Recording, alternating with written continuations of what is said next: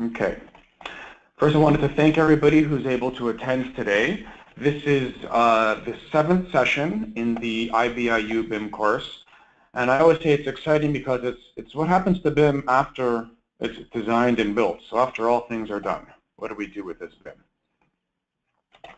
So first off, IBI Group, we're a registered Con Ed provider with the American Institute of Architects, thus allowing us to provide these courses that qualify for one general learning unit, which can then be used in other association continuing education programs like the architectural associations or engineering associations across across Canada, or within the United Kingdom. So that's our standard copyright. Before I get on here, anybody who has an AIA number, please enter it within the question pane. What happens is we'll take an attendee list, and those who have that number, the Con Ed point is, or the learning unit is automatically entered to the AIA system. If you're a member of any other association, there's no need to enter your numbers. Once the certificate is issued by IBIU, you can then self-report within your association's Con Ed system. So today's focus, we're going to look at how BIM can be harnessed to both feed and complement an owner's asset management system. And that'll be a critical aspect. So just remember that we're feeding information and complementing most likely systems that are there. So we're looking at the documentation of life cycle data, outline how the data is required of which assets and how it grows throughout the temporal life cycle of a project, or more so of an asset.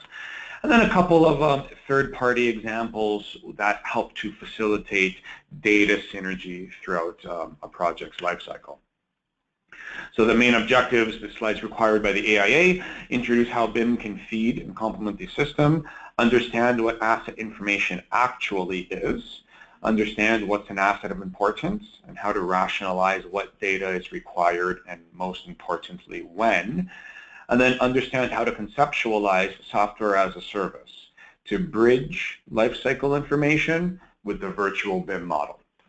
So that's a critical piece there, is that SaaS integration through these third-party vendors. So we'll just do a quick recap on BIM. BIM, this is the general slide of the definitions of BIM. BIM is both the noun plus the verb. The verb is the application of BIM as a process involving the generation and management of the digital representation of an object. Here I said functional characteristics of places. It's all about these pieces that are coming together.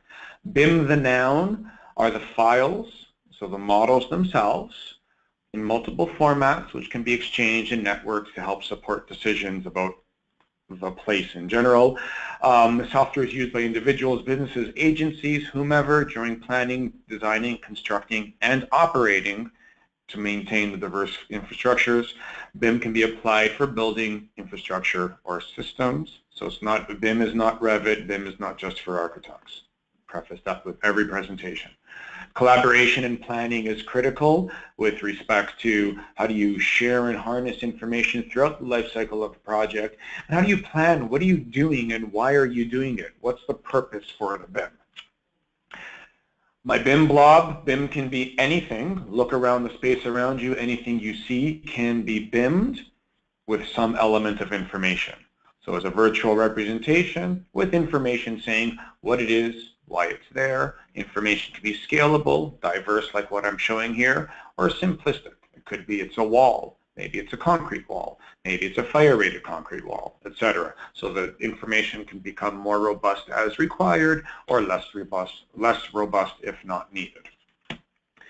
BIM is also geospatial information, locating an asset, if you will, from the macro to the micro and vice versa. So the element is in the bridge, which is on the road, which is within the complex network, and vice versa. So a lot of the asset management systems take aspects of that, going from the macro that could be where you are in the globe, right down to the micro, where's the asset within the room, within the building. BIM is also about data synergy, pulling information together, portraying where it is, and tying it. So everything's not jammed into a model, but when we model something, it'll have some type of a unique identification that then transcends it to different locations, whether it's a schematic, a specification, an operations manual, or an operations screen, a SCADA screen on a computerized maintenance management system. All tied together. It's all the same asset, all important, pertinent information, but in different locations. What we can do with BIM is vast and diverse, and I think that's what makes BIM quite exciting to an extent.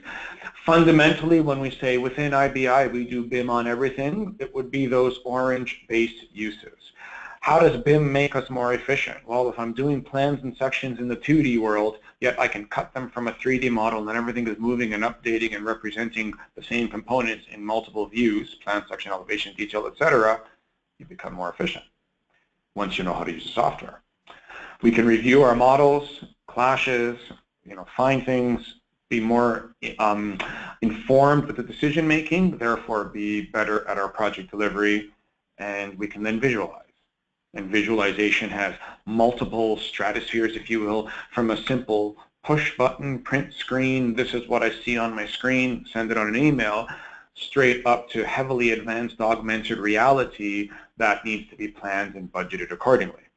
Everything else around this wheel can be done, but involves effort, involves planning. We need to understand, are they instant developments, instant uses? Are they stuff that have to be planned for and costed? Do they require specialization? Cost estimating, for example. I can get quantities from a model, but I, the architect, don't know really how to do a full cost estimate. That's what the cost estimating professionals do. So where is the line drawn between what's quick and easy versus what has to be planned accordingly? The focus of this presentation is on operations and asset management. So taking that BIM use and trying to figure out, well, what can we actually do with that, and dialogue around that. Also, 2 presentations ago, we talked about BIM with specifications. So I wanted to just remind of these classification systems. For those who attended the BIM Inspects, we delved into these much more. But just a quick reminder, every component within a BIM model, regardless of the authoring tool, could have a classification system assigned to it. So codes and subcodes allows you to query, is it a door, or is it an exterior door versus an interior door? And then you get more granular based on particulars as prescribed within the classification system. Helps to support fabrication, procurement, estimating, simulation, and asset management. So it's all good. I have multiple buildings or multiple facilities on a campus, and I want to get into my asset system all of my AV equipment. They'll all be prefaced with a code, and I can scan my models accordingly. Part of the problem is there's multiple systems across the globe, and I'm showing a bunch: Uniclass 1 and 2, Master Format, Uniformat, Omniclass, and others. Some BIM authoring tools have these built in, and some do not. So the question is, how do you manage those?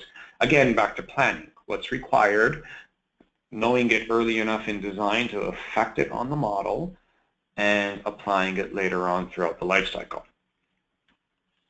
And lastly, this concept of planning. Great, you need an execution plan. This is going to be subject of the 2 presentations from now, talking about the BIM leader and what that means to develop an execution plan and what they shepherd.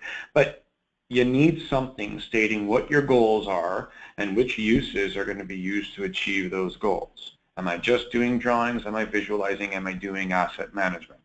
Ensure the goals are in alignment with scope, schedule, budget, quality, risk, all of the project delivery essentials that are critical. And I love this triangle from the project management organizations. Any one of those vertices are equally important. You wreck one of them, the triangle fails. Equal equality, within which the BIM execution plan helps to inform. If you swell it or shrink it, you will cause explosion or implosion. The triangle will fail. So it's very critical.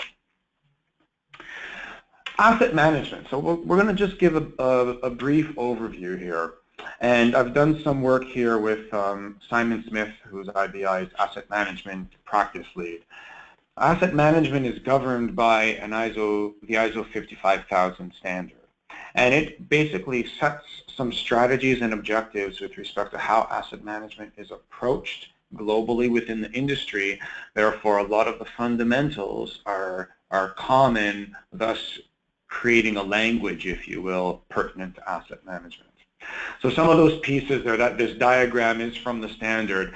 So the ability to strategy and plans, so establishing policies and objectives around asset management that's in alignment with an organization's strategic plan. So that means you're understanding what the owner, so for asset management to succeed, it must have a fundamental understanding of the owner or client within which assets are being managed. Seems common sense, but it's very critical. The life cycle delivery aspect, so the constant improvement of those assets from design to decommissioning. And that is the life cycle. So this is looking far beyond design, far beyond construction. So in the BIM world, in the industry, there's heavy focus on the contractor's use of BIM. But in this world, whatever is being built is built. And this is about management of those assets that went through that design cycle and now they're there. The money that's being spent on that asset is immense compared to what was required just to build it. There's asset information, and this is where BIM comes in. So it's using the asset data, the systems, the technologies, all of the informational tools that have been there throughout that asset's life cycle and allowing informed decisions based on that information. So you need true information, not duplicated. It's got to represent what's there and why it's there and how it got there and what it's being used for, how it's being maintained, etc. Decision making. You have that information, you can now make capital and operational decisions, CapEx and OpEx, using fact-based information.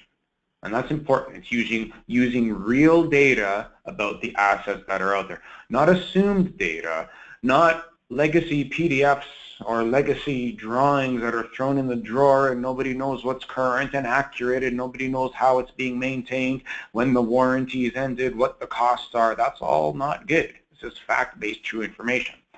Then risk-free management practices, and then the people in the organization around what's infusing these.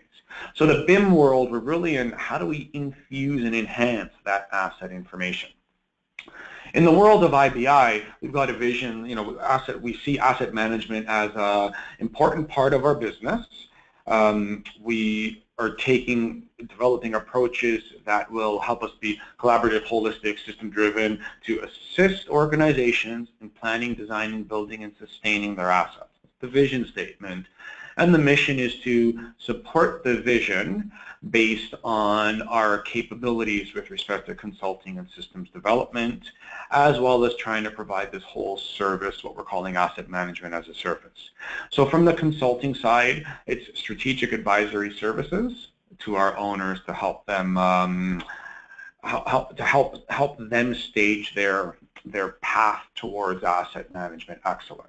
And we have some project examples that we worked on. From a systems development, it's the design, deliver, and operate and maintain the solution that supports asset management. And we have some examples there. And then the last one, this as a service model, it's taking those traditional aspects, the consulting and the systems development, and now extending that to full service throughout the life cycle of a project, design, build, operate, maintain, or design, build, finance, operate, maintain, and trying to spearhead those relationships with various streams of data fused together relating to what the asset is actually about. And that's what this is trying to portray here. So we have our traditional model, this service model. We're looking to harness and capitalize and further our abilities in the consulting and system side and seek out opportunities in the as a service. There's much more. Simon Smith and the entire asset management team would be the people who we would connect with if there's any additional questions on IBI specific approaches with respect to how to propel ourselves in the asset management world. So that's great. Where does BIM fit in? Why BIM with asset management? What's the point? This is a diagram. We did some work with the intelligence sector with respect to developing this. And so what's the big deal, right? So asset information, it's all about the data. And if you've heard any BIM propaganda in the industry, it's the I of BIM, the information. So this is where that holds true immensely. I can't even express more. It's about that asset information and knowing the fact that all that data is not jammed into the BIM model. The BIM model has some pertinent information about the asset, where it is within the designed virtual context, how it's going to look, initial design data, pertinent information, a unique identifier, maybe some additional information in support of design. But then there's all this other data. So where it is in the real world, it's actual physical asset tag, financial information, and warranty information. Is it purchased? Is it leased? When's it going to be replaced? What's its depreciation rate? What's the cost of replacing it? And would I replace it with a similar model, similar context? Security tracking. So is it where I think it's supposed to be? Has it been removed from its target location? Can I access the information mobilely and actually audit and add to that information? How is it being maintained? Are there maintenance records?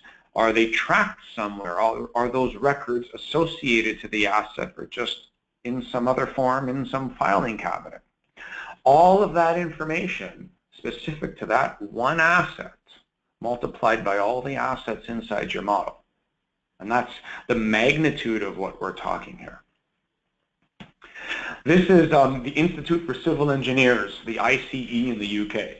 So I'm not going to read through this by any means, but this is their take on where BIM fits within asset management. And they're talking about, you've got existing assets, you've got new assets, they're all going to come together. The existing may be replaced or furthered or modified. The new ones have to be integrated into the same world as the existing. And how do you do that? Is there a registry? What information is there? What's the condition, the capability of the assets, the life expectancy, all of those items I was just previously discussing. This is their definition of that in the UK, and I think this is great from the ICE's perspective. When you look at this information or these bullets, typically you would say, I don't think I would BIM that. So if I'm a Revit user and I look at that, maybe, maybe not. But if you think of it think of what you're modeling today, or look around the room you're in today, if you may see TV, monitors, tables, chairs, laptops, hardware on doors, light sensors, light fixtures, I see a fan in here. All of this stuff was modeled at some point in a BIM model, but what happens to it now as it's living throughout its life cycle, that's where all of this information comes into play. British Standard 1192, using a couple of these examples, because the concept of asset information has been infused into the BIM world. So if everyone's not familiar, this is the UK standard, came into full effect January this year. All government projects require BIM Level 2. Level 3 is full life cycle asset management. That's exciting. We don't know when that's going to come yet, but a Level 2 is starting to lay the framework for, I've got BIM models, but what are they and how do they work? So it further describes this. I'm not going to delve into this. This could be a 1-hour session in itself. But that continual blue loop around this slide here, where we've got procurement and contract award, and so you develop an execution plan, you figure out how to deliver, you mobilize. Notice how we've completely skipped over the design and construction's happening over here. All of a sudden now we're at operational start, and then capacity expansion, which reintroduces the ability to start the execution planning in the contract. So it's a cycle. You build, you operate, you need more, or you change, you design, build, operate, etc. It goes over and over and over again. And the important there, what I like showing this graph specifically is that 1 to 7 in the green, that's the REBA phases. Those are in parallel to AIA's pre-design, schematic design, design development, contract documents, or just your percent complete. Look at number 7. This is part of their full process of that handover. We're going to have this asset information model, as they're terming it, that's going to contain the model, the non-graphical, the documentation. That's essentially everything that's pertinent to an asset available for use during operation to be part of this continual cycle. So when the next project starts, I have this information model that robustly describes or portrays the current state of the asset as it's being operated. That's huge compared to today. Hey, start BIMing, here's some torn up paper drawings from a filing cabinet. That's a vastly different world. The other interesting thing is the involvement. If you look at the bottom part where it says supplier's information exchange and employer's decision point. So the supplier would be the consultants, the designers, and the constructors, the employer being the owner, the client. And look at the integration of the owner and the client. Brief, concept, and definition, they're integral in that decision making, and then at handover, closeout, and operation. So all of in order to achieve intelligent asset information, that owner, that client has to be integral and infused into the entire process. So if you look at our vast portfolio of projects, you say, well, sometimes we're in just a simple design bid project. You know, we just don't go to this depth. And that is true, which is why it goes right back to that first slide. You plan what you're doing with BIM and why so that it becomes achievable and you can make it occur. If the owner is completely disconnected from the information being developed in the model, asset information is not going to work. Uniquely here in the UK, they're driving this concept from the government down for public projects, which is very impressive. On the North American side, the Penn State BIM execution plan makes reference to this as well. Nowhere near, I would say, as robust as what's in the BS 1192, but they are talking about that loop because this is the vision where, you know, if you're only focused in the design world and you're feeding the construction world, understand that that life cycle, design and construction, is but a speck in the life cycle of an asset. And that's being alluded to here in the Penn State plan. The other thing I wanted to point out is, you know, I mentioned a couple times, the BIM model won't have everything. So information exchange becomes that much more critical. So we've got some ISO standards. 15926 focuses on the information of plant or industrial BIM data. That's your piping, your valves, your heavy power and industrial water, wastewater, all that sort of information all falls under this umbrella. ISO 16739 are your industry foundation classes. That's your building BIM data. That's when you hear, take a Revit model, put it out into an IFC file. That's being governed by that ISO standard, which is being shepherded by the Building Smart Alliance globally. So very important, allows you to span multiple software types, which is actually the subject of the next BIM session in 3 weeks. This COBE, Construction Operation Building Information Exchange, this was devised in the U.S. Army Corps of Engineers, furthered by the UK BIM task group to include civil information, but the idea there is quite simple. You have a BIM model, I'm going to scan it for specific assets, put it into a COBE spreadsheet, and make that available for facility management. That's the gist of it. That one sentence makes it sound so simple, it's quite complex, and we'll leave it at that. But items like this exist. And lastly, FIATEC. It's an organization that focuses just on lifecycle data interoperability. And you know, I've had some experiences with them in the past. And it's quite intriguing trying to take multiple sources or streams of data and trying to make it all talk to each other. And that's what they're focusing on. So let's talk a bit about the asset lifecycle now. So I mentioned there's so much more to the asset than the design and construction world. So what we're looking at here is a graphical representation. 21% of the asset cost is roughly in that design and construction world. 2 to 5% of the 21 is the design. So think about that. Think about the effort expended when we're doing our design work. If what we're designing has a lifespan of 50 years or so, we're focusing on that spec. And then think of all of the effort required by the contractors to interference and clash detect and plan for temporary works and 4D schedule, all of the items that actually, of the last presentation we talked about. That's all in that small facet.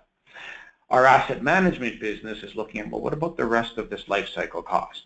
What are the opportunities there that exist within our branding of our services, within the design, build, operate, P3 type projects, where there is that potential to do something more with the asset information outside of just readying it to be built and installed. So think about that. There's a lot there that can be potentially achieved. This was something shared, David Tom actually shared it with me, and it comes from using asset genetics to unlock hidden capital. And there's the source up there. But this concept of an asset genetic, that's the other thing. So think of the 50-year lifespan of something and our clients and owners. When we reach that failure zone, higher cost to renew or to maintain, poor condition, that's the emergency. We need something to happen. It's got to happen immediately. We need to retrofit or build out new. We've reached our capacity. We have to increase, and we need this thing in production and in service within a year or within 2 years. If assets were tracked and the data was more seamless and readily available, more informed information, more informed decisions could be made based on information when assets are in, well, preferably in the good range, but reaching that fair range, so that the cost of either doing a adjustment in renewal or a complete maintenance or repair or replacement isn't in that point of criticality. And for me, this is all supportive on, infusing that asset information with pertinent and valid data that can help in this asset genetic perspective what can occur and be achieved in that realm. So just something to think about there. And lastly, the digital economy. The digital economy is something that, this is the Internet of Things. Everything we're designing, now, okay, maybe this is a bold statement, but one day it'll all be connected to something else. And I mean everything. So right now, today, you look around your building or the space you're sitting in right now. Just imagine if all of the assets that you could see with your eyes today had some form of digital connectivity. And I don't think we're that far off with the introduction of Bluetooth and Wi-Fi and all of us connected through our phones to a wealth of information. So there is that possibility. So when that happens, what's being connected? What will be there? And and let's just make sure that we have that connection. I just saw a question. Somebody said we lost sound. Can somebody raise your hand if you can hear me? I just want to. Okay, cool. All right, so everybody else has sound. Awesome. Relief. Okay, where was it? Yeah, so the digital economy. So keep that in mind. The last presentation in this BIM series is called The Future of BIM, and we're going to talk about some of the ways to infuse the model and the asset information themselves into aspects of the digital economy. And there's exciting potentials there. We are looking down the road, especially where the state of the design and construction industry today. But always have that in your head when we're talking asset management. So focusing on the asset themselves, this is something that came from the Metropolitan Transportation Authority in New York. This is what they believe asset management is. And when they're putting out their RFP, this is included in not only for part of how to achieve asset management, but also to when they're talking about what pertinent information they're interested in. So their transit assets, how they operate, the business and the dollar value around the cost of their system, the network, and that's an important thing. So that gets into aspects of GIS, so geographic information systems. How do the assets spatially interact with each other, and not only with themselves and the networks they're driving in, but the adjacent networks as well. And then how do you integrate the planning and decision making utilizing the tools and the design, build, operate, procure, replace, etc. In that design build realm, that's where the BIM models are. And what a shame if that information isn't harnessed to the best of its abilities. This is a slide I've created a long time ago, and I like using it because it shows the model. The model gives you your drawings and everything, but every single piece of that model could have or lead to other information. And I think that's critical. The have and lead to, meaning through hyperlinks or connections or ties to other sources of data, but also the word could. It doesn't have to. So when I say that, I say think about your BIM, and when we talk about asset management, you say, well, my goodness, asset management of the walls, the floors, the roofs, etc. Maybe not. And the examples I'm going to show in a couple slides are, think about what those assets are and why. So I always say, is the client interested in the paint on the wall? Maybe. An example later, no, he wasn't. He or she wasn't. So that's always the question, and it goes right back to that planning. This slide here, this has been on several previous presentations for IBIU, but this one I'm deconstructing in the opposite direction. In the world of asset management, it's not about BIM the whole. It's not about the model where you can do your class detections and I can visualize it and I can simulate my construction. In the world of asset management, what you're looking at could be an asset. This is a building on a street, on a road network, in a municipality, city, country, etc.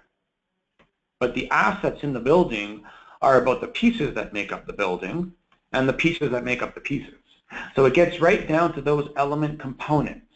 What are they? Why are they there? Why are they important? What do you need to know about them?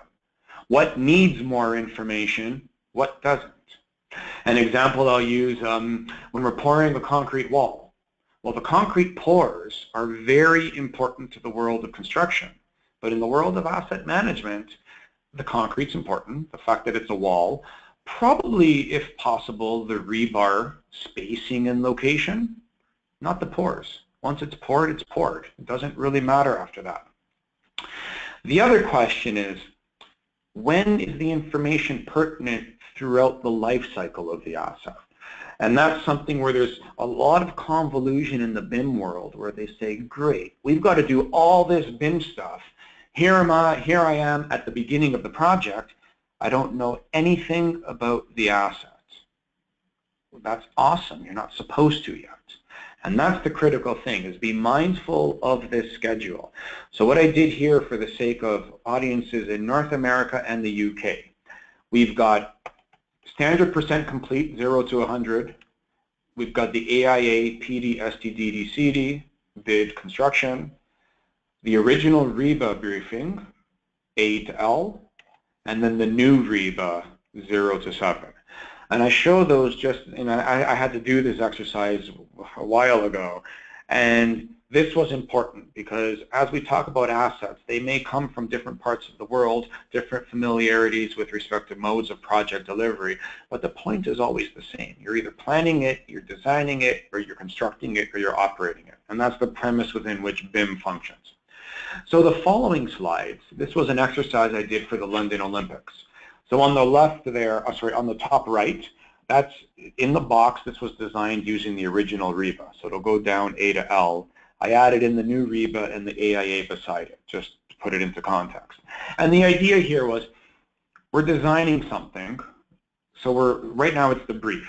There's an appraisal, there's requirements, we need a new whatever data center, there's some particulars.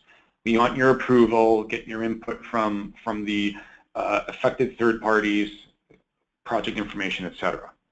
As we move down, the data becomes more robust. So now it's telling me a little bit more about this building that's being developed. And then we move down again. Now all of a sudden, I start to get my outputs. I know that I'm going to have M&E requirements, and those are my 6 main systems that will be in the system. Notice that, I'm not going to be dwelling on the bottom half, but notice that it's, are we correct? Do we have a price? Do we get sign off by the client, etc.? So all these aspects of quality check and project delivery should fall into play as this information is becoming more and more robust. And that sign off from the client is probably even more critical to make sure we know what we're doing. So now delving into environmental control. Notice now we have the start of a model. So we're in design development, REBA 3 detail proposals. something's being modeled. We have an idea of components. The environmental control, we know we're starting to get some particulars about the item. So even at this stage, we're talking asset management, but I'm just modeling an element. I don't know what it actually is yet. Further along, we have particulars now. We're focusing just on those two environmental control elements. We have options and types, and we know that there'll be pumps and valves and different units. Drill down into construction documentation, and we're starting to get some product information, the number of them, the type, etc., building our product specifications.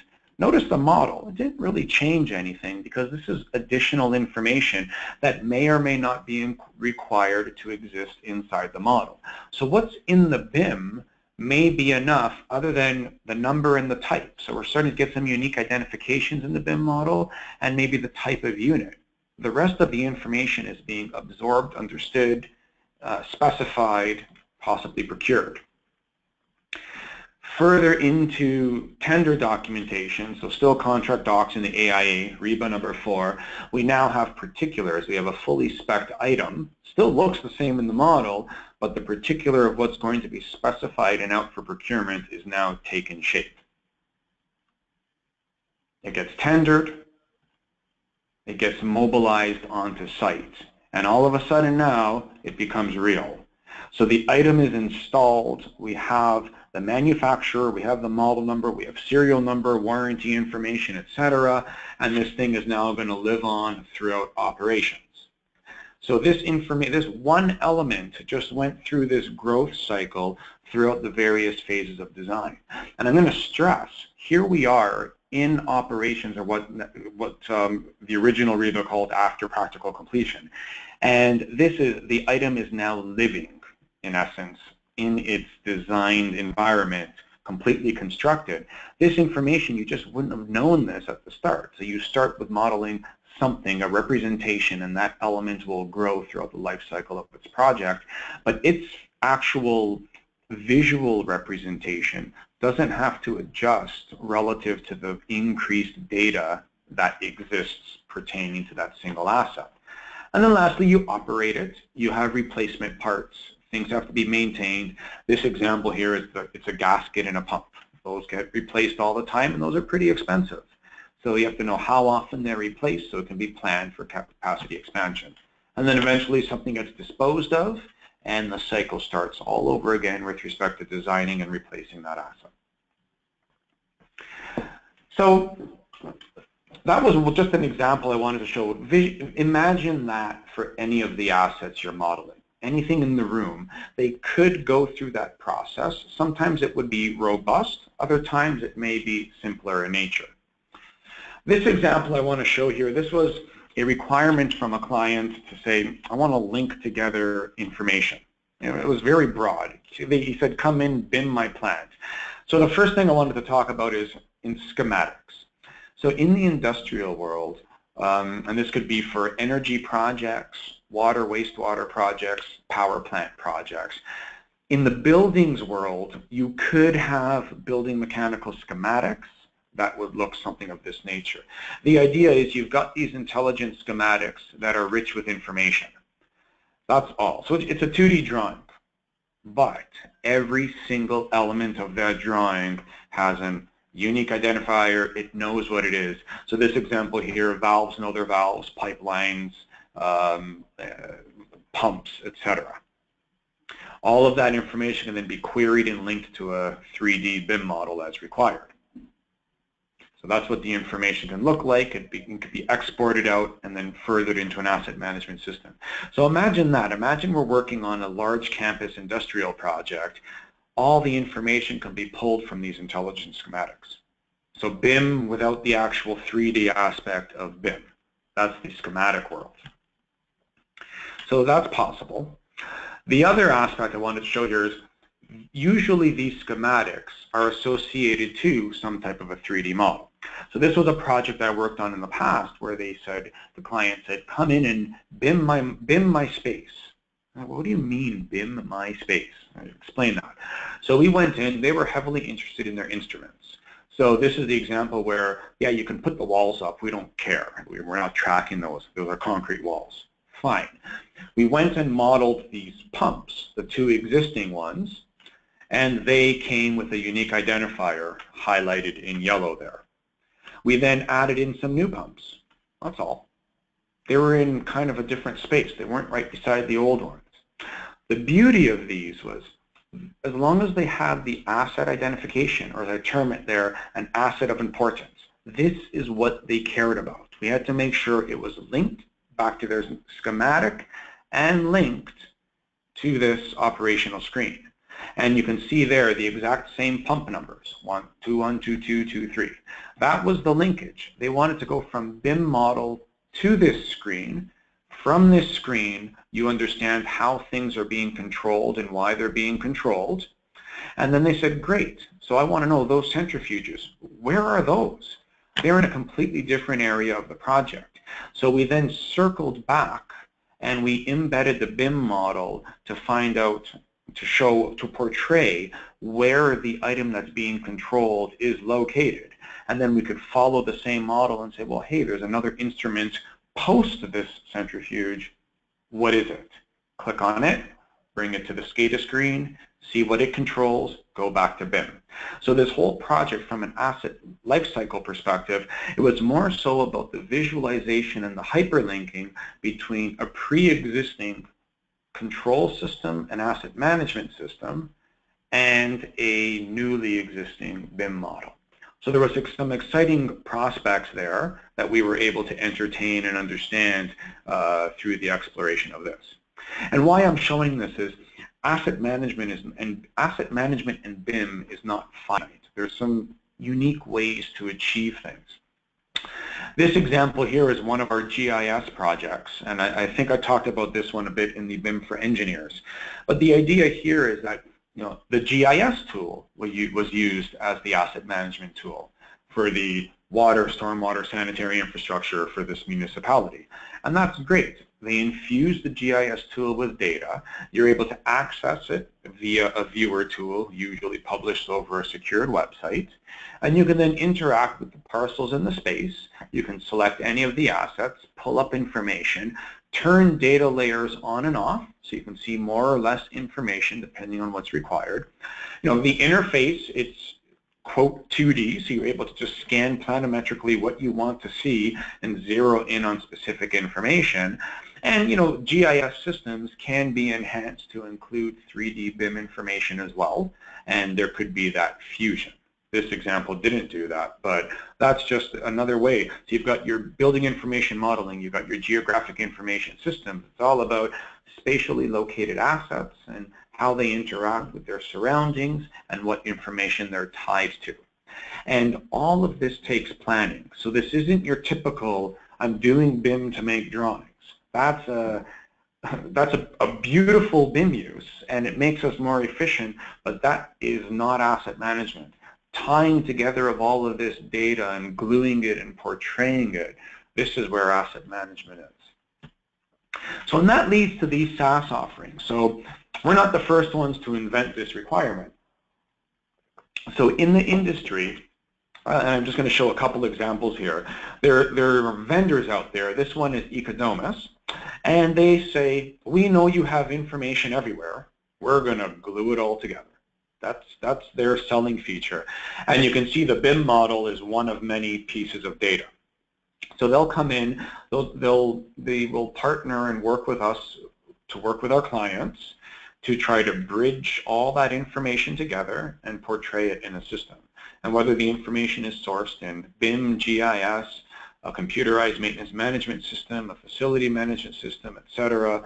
They have the example of an ERP as well. They'll tie all that data together and portray it in a designed manner. And that's the critical thing. You can have all these streams of data.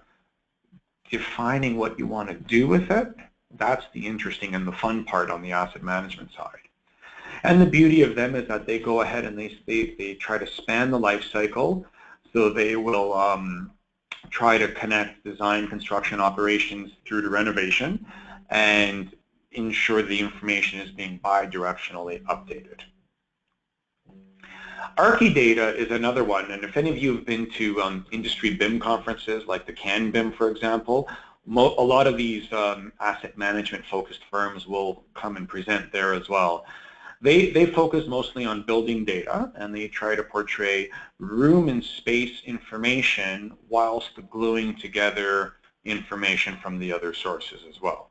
So you can see in that module on the top left there, they have BOMA report, indoor air quality report, links to Google Earth, the BIM, or their input is the industry foundation class into their system. So they try to connect, again, different types of information depending on what you're attempting to achieve.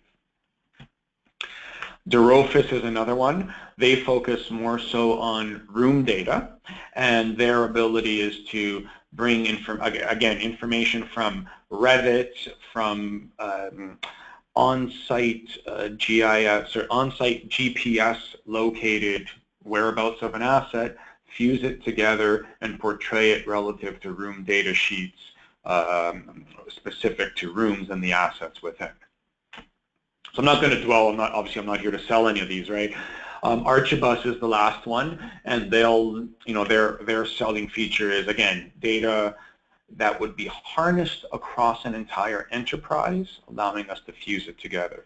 So they stress their ability to not only manage asset information, but ERP information, financial information, portfolio management, etc., space planning, and they'll kind of fuse that together, giving your macro to micro. So I'm an asset in a room, on a floor, in a building, on a street, in a city, etc. And they try to they'll claim to go as micro or macro as possible.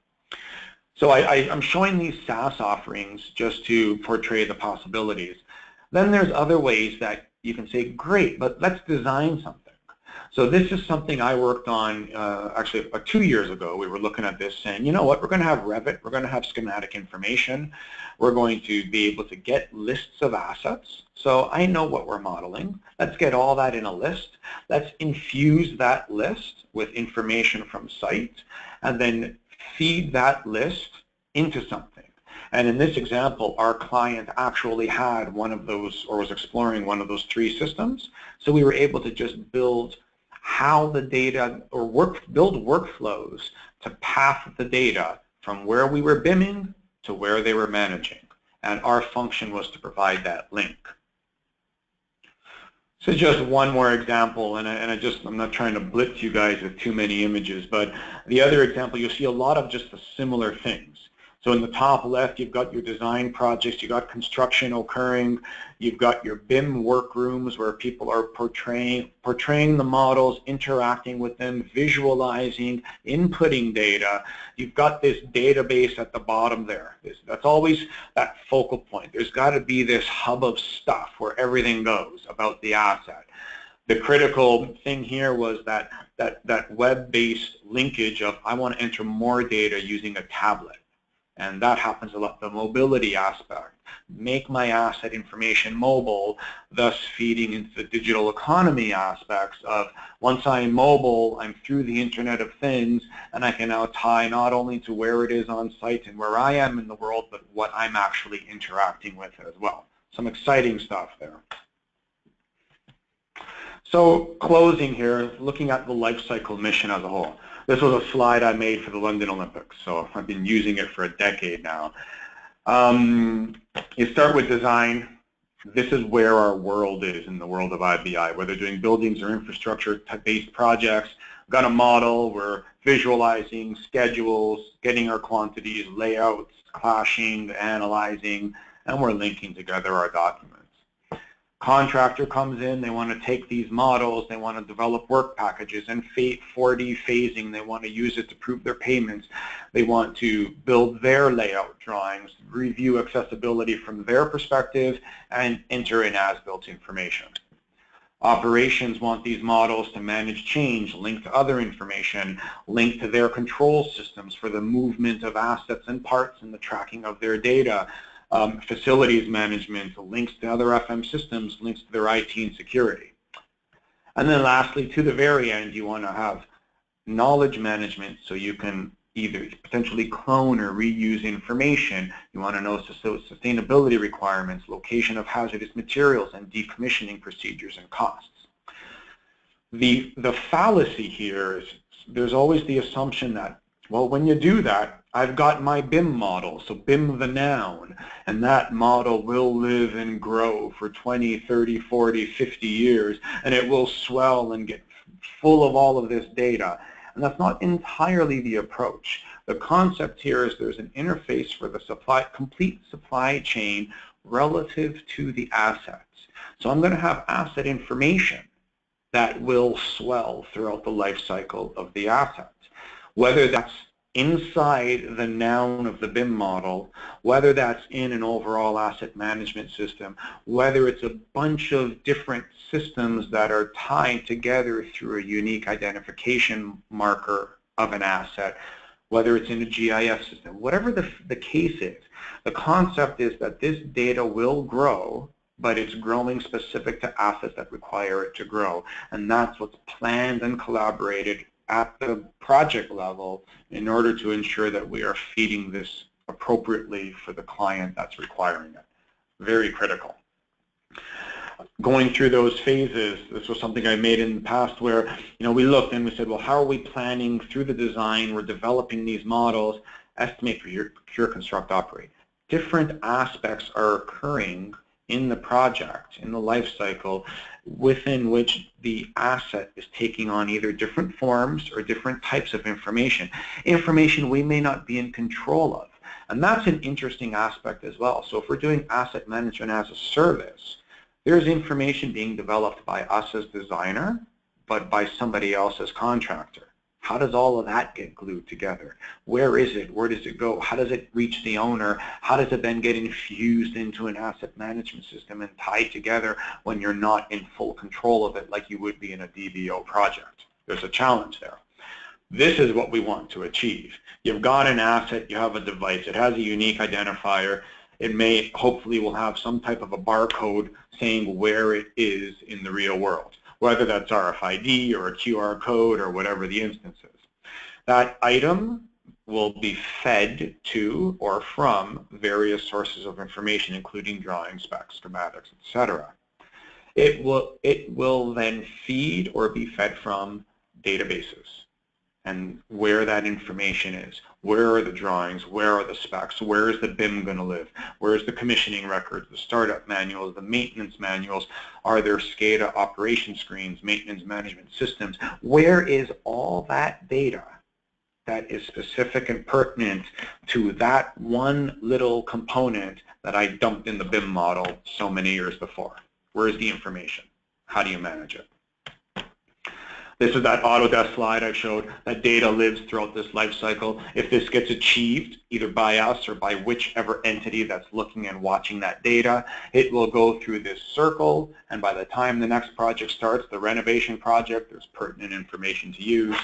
This is the Bentley slide. We want what's on the left, not what's on the right. It's all about data. It's all about information and making sure that that's available for the end consumers, who are our clients, who are the people, who are the future designers and the future constructors down the road.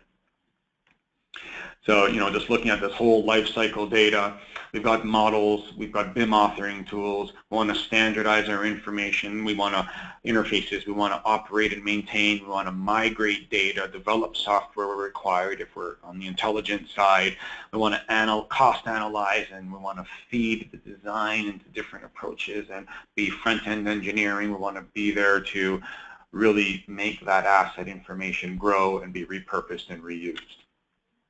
And lastly, from our perspective, we think, well, all of this data, regardless of the extent within which we're doing this. So think of your project's BIM goals right back to the beginning. We have a BIM goal, we have BIM uses.